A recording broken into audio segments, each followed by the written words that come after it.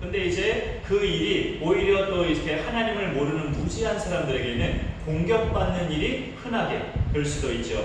바울이 에베소에서, 지금의 터키 땅인데요, 에베소에서 복음을 전하는데, 복음을 전하는 그 오늘 말씀에 나와 있어요. 3년. 그 3년 기간 동안에 병든 사람이 낫고 악귀가 떠나가고 기적들이 연달아 일어나서 에베소에 사는 많은 유대인들과 헬라인들이 예수님을 믿게 됩니다. 그런데 그렇게 잘 나가다가 거기서 한 소동이 일어나는데요. 오늘 사도행전 20장 읽었지만 그 19장에 그 내용이 대략 있는데, 데메드리오라는 세공업자, 성경에서는 은장색이라고 표현하고 있어요. 그 세공업자 한 사람이 아데미 신상, 그러니까 우상 조각이죠. 아데미 신상 모형을 디자인해서 그 공장의 직공들에게 그렇게 자기가 디자인한 우상 그 디자인물을 나눠주면 공장의 직공들이 그 우상 모양을 그대로 디자인대로 만들어서 밥벌이가 됐었죠. 그 직공들이. 근데 이 사도 바울이 에베소 전역을 돌아다니면서 사람들에게 말하기를, 사람의 손으로 만든 것들은 신이 아니라 우상입니다 라고 이렇게 외치면서 복음을 전하니까 그 밥 벌어먹고 살던 직공들이 점점 이제 피해가 되는 거예요. 그 우상 만들어서 우상 팔아서 밥 벌어먹고 살았는데, 그렇게 사도 바울이 사람의 손으로 만든 거는 우상입니다 이렇게 외치면서 완전히 그렇게 돌아다니니까 그 직공들의 밥벌이가 끊어진 거죠. 코로나 때문에 여행사, 항공사가 지금 다 위기에 빠진 것처럼 여기 사도행전에서는 지금 에베소가 바울 때문에 아데미 여신상을 만들던 직공들이 밥벌이가 끊기게 생겼고, 그 다음에 그 아데미의 신전이 있었어요. 신전. 그렇게 어떤 그 산당처럼 신전도 지금 완전히 백성들이 방문하지 않고 무시당하는 그런 상황에 처하게 된 거예요. 그러면서 이제 사도 바울을 이제 쫓아내라, 이 에베소에서는 떠나가라 하면서 이렇게 난동을 피우는데, 그렇지 않아도 이제 3년이 채워지면 가려고 했다가 자기 때문에 이제 완전히 그리스도인들이 공경을 당하고 모욕을 당하게 생겼으니까 염려스러운 마음에 장로들을 모아다가 그렇게 오늘 설교가 이제 시작이 되는 거죠. 3년 동안 내가 이 에베소에서 눈물로 너희를 훈계한 것을 기억하고 하나님 말씀 안에 온전히 거해서 정신을 바짝 차리고 그 은혜의 말씀 안에 너희 믿음을 잘 지켜야 된다 하면서 신신당부하는 고별 설교를 오늘 사도 바울이 하고 있는 거예요. 오늘 말씀 29절부터 읽었는데, 29절에 우리 그리스도인들을 공격하는 대상을 사나운 이리라고 이렇게 표현합니다. 사나운 이리. 예수님도 제자들에게 내가 너희를 보냄이 양을 이리 가운데 보냄과 같도다 라는 말씀을 하셨어요. 그 이리는, 성경 속에서 말하는 이리는 예수님 말씀도 그렇고 사단을 이야기하는 거죠. 그리스도인들을 무너뜨리는 사단의 세력을 이리떼라고 그렇게 이야기를 하죠. 사탄은 인류의 시조인 아담과 하와를 무너뜨리는 데 성공했기 때문에 그 이후로도 사람들을 계속 하나님과 멀어지게 하는 것을 사명으로 그렇게 감당하면서 이제까지 그렇게 생존해 왔습니다. 하물며 예수님도 넘어뜨리려고 했는데, 세 가지 시험을 던지면서 예수님도 쓰러뜨리려고 했는데, 예수님 따르는 사람들이야 자기 입장에서는 식은 죽 먹기죠. 사탄이 볼 때. 바울은 자기가 에베소를 떠나고 나면 사나운 이리가 여러분을 들어와서 양떼들을 공격할 것이고 여러분의 믿음을 막 흐트러뜨릴 것이고 완전히 위기가 봉착할 수도 있습니다 하면서 더욱더 은혜의 말씀 안에 거하기를 당부하는 오늘 본문을 우리가 이렇게 보고 있는 겁니다. 사탄의 공격 방식이 그렇게 여러 가지가 있지만 크게 그 두 가지를 든다면, 복음을 전하지 못하도록 노골적으로 막는 고난, 박해와 핍박을 통해서 노골적으로 막는 방식이 있고, 그 다음에 또 한 가지 방식은 복음을 변질시켜서 복음을 상하게 만들어서 엉뚱한 내용을 복음이라고 전해서 사람들을 미혹하게 하는 방식이 있죠. 노골적으로 물리적인 공격을 통해서 핍박을 통해서 복음을 못 전하도록 막는 방식이 있고, 복음을 상하게 만들어서 변질시켜가지고 그것을 먹으면 완전히 설산하고 체하게 만들어서 사람들을 미혹에 빠지게 하는 그런 방법이 있어요. 사도행전에서 많이 나오는 방법은 복음을 노골적으로 막는 방식이었어요. 사도들이 나가서 전할 때마다 종교 지도자들이, 관원들이 잡아다가 너희들이 무슨 권위로 그렇게 예수를 전하느냐 하면서 사람들 선동하지 마라, 또다시 그러는다면 내가 너희들 가만히 두지 않는다, 협박하는 식으로 복음 전하는 것을 자꾸 막았죠. 사도들은 아랑곳하지 않고 계속 복음을 전했는데 또 잡아다가 심지어는 고문도 하고 옥에도 갔고 그렇게 했지만 여전히 또 하나님이 풀어주시고 성령께서 풀어주시고 하면서 계속 복음은 전해지고 있어요. 그렇게 사탄이 하나님의 사람들을, 그리스도인들을 막는 방법은 복음을 못 전하게 해서 두드러지게 노골적으로 대놓고 막는 방식이 있고, 아까 이미 말씀드렸지만 또 하나는 복음을 전하게는 하되 엉뚱한 복음을 전하게 만들어서 사람을 완전히 미혹의 길로 빠지게 만드는 그런 방법도 사탄이 아주 잘 쓰죠. 신천지나 여러 많은 이단들이 그렇게 사탄이 쓰는 방법이에요. 오늘 말씀 30절에 보면은 또한 여러분 중에서도 제자들을 끌어내어서 자기들을 따르게 하려고 어그러진 말을 하는 사람들이 일어날 줄을 내가 아노라. 너희 가운데에서, 참 이게 씁쓸한 말이에요. 에베소 교회 성도들이 많이 그리스도인이 되었는데, 예수 믿고 영접한 사람들이 되었는데, 앞으로 세월이 흐르다 보면 너희 가운데서 변절자가 나와서, 이단에 빠진 자가 나와서 잘 믿고 있는 정통 그리스도인들을 그렇게 어그러진 말로 같이 미혹에 빠지게 하는 그런 유혹자들이 일어날 것이라고, 그걸 경계하라고 말씀하는 오늘 내용을 또 여기서 보게 됩니다. 어그러진 말은 진리의 말씀을 살짝 비틀어버린 것을 말합니다. 어그러진 말, 성경 말씀 같은데 살짝 비틀어서 완전히 그럴싸하게 들려서 거기에 쏙 빠지게 하는 것이 어그러진 말이죠. 한 번 구원은 영원한 구원이니 구원받은 사람은 어떤 죄를 지어도 이미 다 용서받은 사람입니다 라고 외쳤을 때 그럴듯한 말인데 진리를 살짝 비틀었어요. 그러니까 한 번 구원받은 사람은 어떤 죄를 지어도 이미 다 용서받은 사람이니 회개가 굳이 필요 없습니다라는 이야기, 구원파죠. 회개는 성경에서 계속적으로 할 것을 우리에게 말씀합니다. 예수 믿는 사람들이 그리스도의 피로, 예수님의 보혈로 이미 모든 죄가, 죽을 때까지 지은 죄가 다 용서받았다는 것은 성경도 선언하고 있어요. 그러나 생활 속에서 날마다 짓는 죄는 그날그날 늘 자백하고 회개할 것을 성경은 또 말씀하고 있는 거죠. 모든 죄가 다 용서받았다고 해서 이제 앞으로 짓는 그 어떤 죄도 우리는 회개할 필요는 없다는 것은 비성경적인 진리가 아닌 이야기죠. 그러니까 진리를 약간 비틀는 것이 어그러진 말인데 그럴싸하게 들리는데 전혀 진리가 아닌 말로 많은 사람들을 미혹하는 것이 사탄이 쓰는 또 주된 수법이에요. 또 이런 것도 있죠. 하나님은 사랑이 풍성한 하나님이시니 예수님 안 믿고 죽었어도 그 사람이 평소에 정말 선한 일 많이 하고 정말 좋은 일 많이 하다가 죽은 사람이니 그런 사람은 천국 간다. 진리를 살짝 비틀은 말이죠. 하나님은 사랑이 풍성한 하나님이시니 그 사람이 예수 못 믿고 죽었어도 부끄럽지 않게 평생을 잘 살아오지 않았느냐, 자식들도 다 존경하는 아버지 아니었느냐, 그런 사람이면 천국까지 지옥 가느냐 라고 이렇게 진리를 살짝 비트는 것. 예수님은 내가 곧 길이요 진리요 생명이니 나로 말미암지 않고는 아버지께로 올 자가 없느니라. 예수님을 통하지 않고는 천국 갈 수 없다는 걸 분명하게 말씀하셨는데 진리를 살짝 비틀어서 예수님 안 믿었어도 이 세상에서 보람되게 도덕적으로 깨끗하게 사람들에게 존경받으면서 살다가 죽은 사람은 하나님이 받으신다. 천주교적인 그런 신앙관인 것을 우리가 보게 돼요.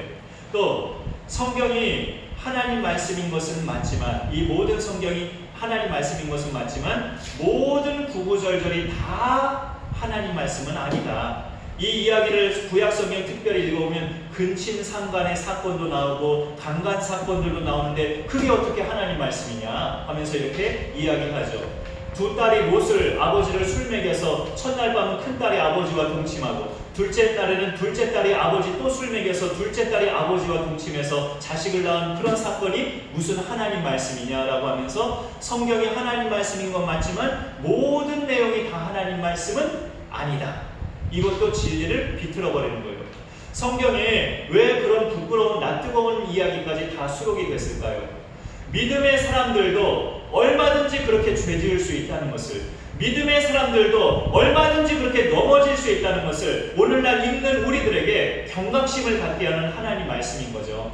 그런 것들도 다 하나님 말씀이에요. 그런 사건들도, 그런 대목을 우리가 읽을 때마다 아, 믿음의 사람들은 이렇게 살면 안 되는 거구나. 이렇게 살면 집안이 무너지고 그 후손 대대로 서로 대적이 되어서 늘 전쟁이 일어나고 싸우게 되는구나. 이스라엘 자손과 모압 자손이 계속 싸웠잖아요. 롯의 후손으로 태어난 그 모압 자손, 암몬 자손이 계속 이스라엘과 대적자들이 돼버렸잖아요. 그렇게 어그러지게 태어난 후손들은 그 민족끼리 계속 싸우게 되는구나 라는 것을 성경을 통해서 알면서, 믿는 자들은 결코 이런 실수를 하면 안 되는구나, 경각심을 갖게 하는 하나님의 분명한 말씀이에요.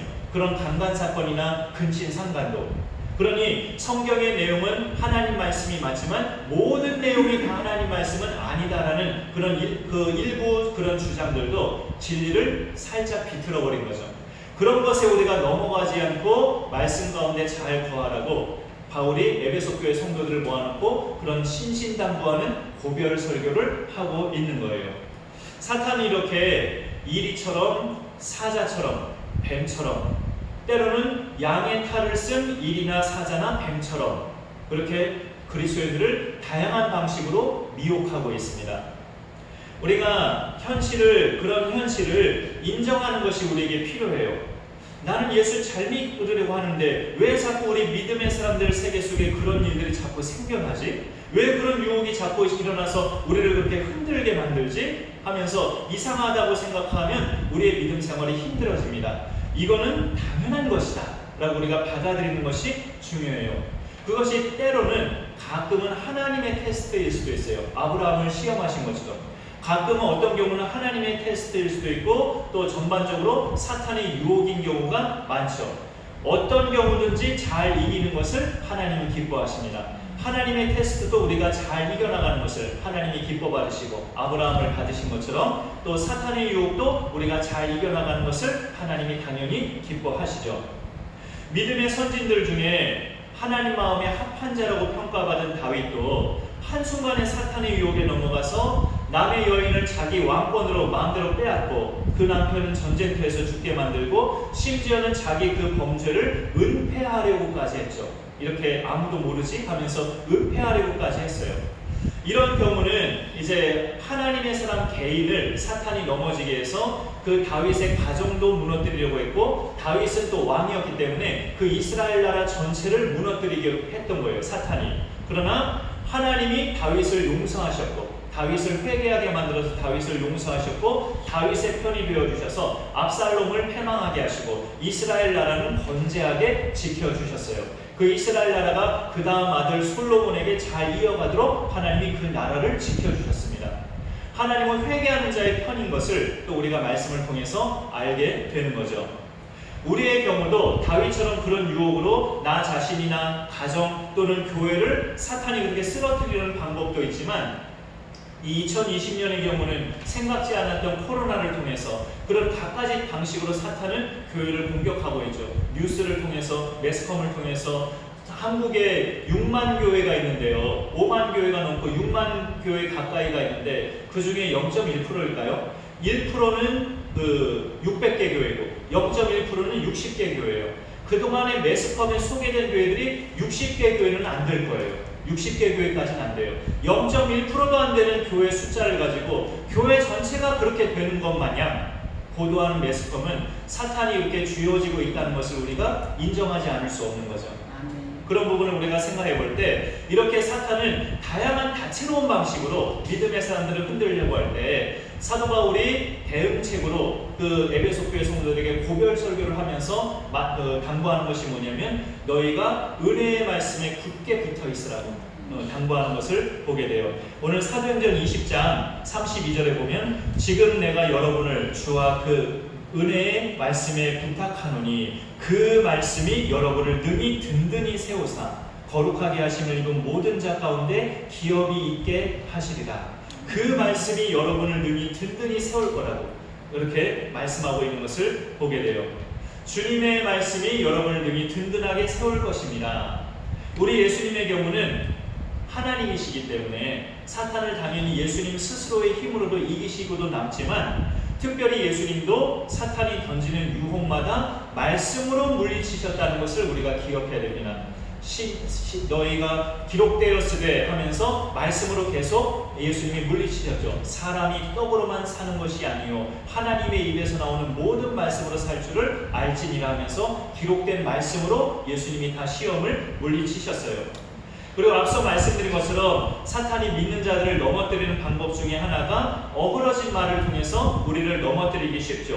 복음을 살짝 변질시켜서 엉뚱한 것을 복음으로 믿게 하는 것. 거기에도 넘어가지 않은 가장 좋은 방법은 하나님 말씀을 정확하게 아는 겁니다. 너는 배우고 확실한 일에 거하라. 사도 바울이 디모데에게, 젊은 종 디모데에게 당부한 기록된 하나님의 말씀이죠. 어릴 적부터 배운 성경, 젊을 적부터 우리 성도님들이 저와 우리 성도님들이 배운 그 하나님 말씀, 그 말씀에 그대로 확신하고 그 확신 가운데 거하면 변질된 복음에 우리가 흔들릴 염려는 없습니다. 오늘 바울이 하나님의 말씀을 여기 사도행전 20장에서 은혜의 말씀이라고 표현을 합니다. 내가 지금 여러분을 주와 및 그 은혜의 말씀에 부탁하노니, 하나님 말씀을 은혜의 말씀이라고 표현을 해요. 특별히 복음은 그 전체가 하나님의 은혜죠. 우리의 죄사함과 구원과 또 영생과 천국, 이 엄청난 복은 100% 예수님의 십자가 공로로만 우리가 받은 겁니다. 내가 이제까지 살면서 어떤 특별하게 잘한 일들, 어떤 특별한 성과들, 그 어떤 것도 내가 구원받는 일에 보탬이 되지 않아요. 오직 예수님의 피, 십자가에서 흘리신 보혈의 공로로만, 그것을 믿음으로만 구원의 길에 우리는 들어섭니다.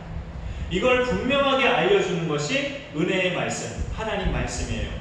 그래서 바울은 하나님 말씀을 은혜의 말씀이라고 표현하면서 너희가 은혜의 말씀 안에 거하면 진리와 거짓을 분별하는 분별력도 갖게 되고, 또 복음을 전하지 못하도록 막아내는 물리적인 공격에도 담대함을 갖고 대처할 수 있다고 그렇게 알려주고 있습니다.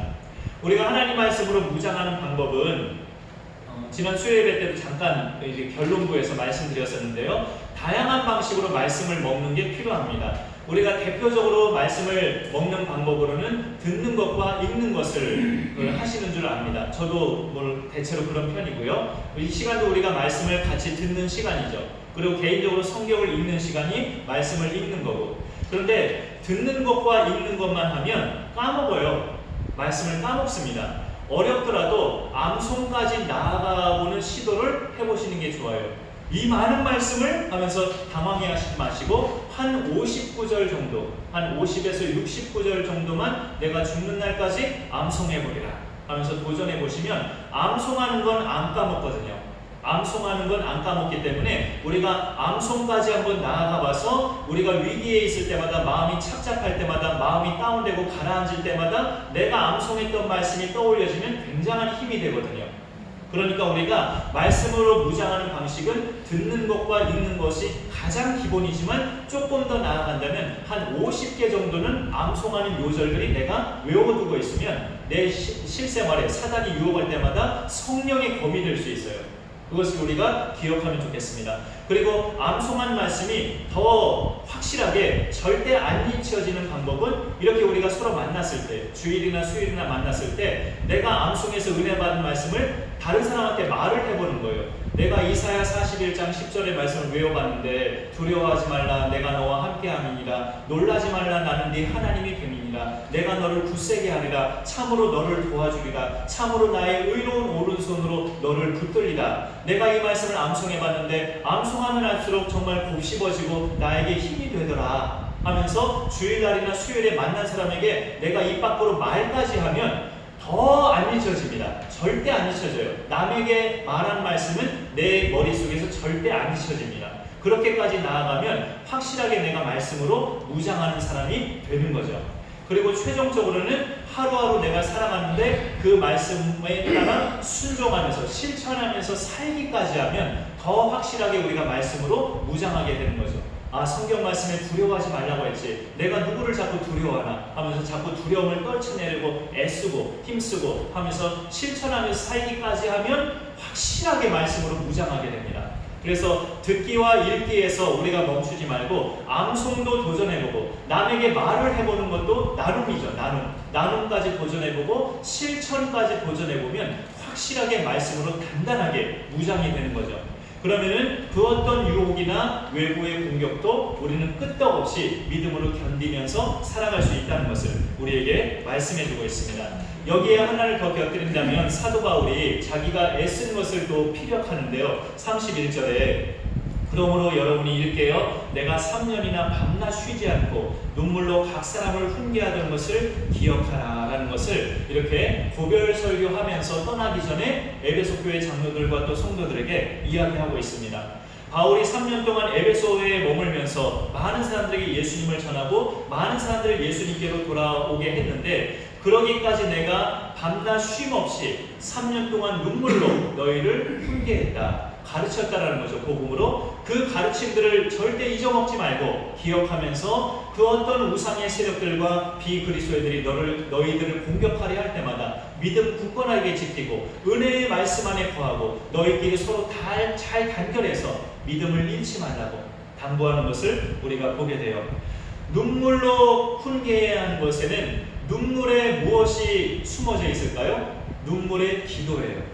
사도 바울이 아무런 이렇게 3년 동안 내가 너희를 위해서 밤낮 눈물로 말씀을 가르친 것을 기억하라고 할 때 기도 없이 눈물이 났을까요? 기도 없이 밤낮 기도와 같이 병행되는 눈물의 기도로 말미암아 눈물의 가르침이 나오게 되는 거죠. 그래서 이것은 모든 성도가 바울처럼 이렇게 할 수 있는 것은 아닙니다. 바울처럼 성령으로 충만하고 예수님의 사랑이 가슴에 담긴 사람만이 이 일까지도 할 수 있는 거죠. 밤낮 누군가를 위해서 눈물로 기도하며 밤낮 누군가를 위해서 눈물로 틈만 나는 대로 그 사람을 만날 때마다 눈물의 가르침을 할 수 있는 사람은 아무나가 아니고 성령 충만하고 예수의 사랑이 가슴에 풍성하게 담긴 사람만 행할 수 있어요. 우리가 그런 선봉자로 설 수 있기를 소망합니다. 그래서 우리의 눈물의 기도로 말미암아 눈물의 섬김으로 말미암아 돌아와야 될 영혼들이 굳게 서고 믿음 안에 함께 서가는 그런 결과들이 있어지기를 소망합니다. 특히 오랫동안에 교회에 함께하지 못했던 예배드리지 못했던 그런 대상들 본인들은 몰라도 영적으로 많이 죽어진 상태에 있어요. 바울이 이렇게 3년 동안 눈물로 기도하고 가르침의 그 이유가 뭘까요? 무슨 기도 제목을 가지고 그렇게 기도하면서 이들을 가르쳤을까요? 이들이 영적으로 죽어진 자들이 되지 않기를 내가 떠나가도 이들이 영적으로 죽어지지 않고 계속 믿음의 산 사람으로 하나님 앞에서 살아갈 수 있기를 눈물로 기도하고 가르쳤다는 거죠. 그러니 우리가 밤낮 눈물로 기도하고 말씀을 떠올리면서 그 영혼들을 생각해야 되는 것은 그 영혼들이 영적으로 죽어지지 않도록 본인들은 모르지만 영적으로 많이 지금 죽어져 있는데 다시금 되살아나서 하나님을 예배하는 예배자로 회복될 수 있도록 밤낮 눈물로 기도하는 그런 누군가가 있어야 된다는 거죠. 저는 당연히 그래야 되지만 또 더 있다면 교회는 큰 힘이 됩니다. 그런 은혜가 우리 가운데 정말 파급되고 물결같이 퍼져나가서 강선하는 교회 가운데 많이 또 잠들어 있던 영혼이 살아나고 하나님 앞에서 회복되는 그런 은혜가 있기를 간절히 소망합니다. 제가 기도하겠습니다. 하나님 아버지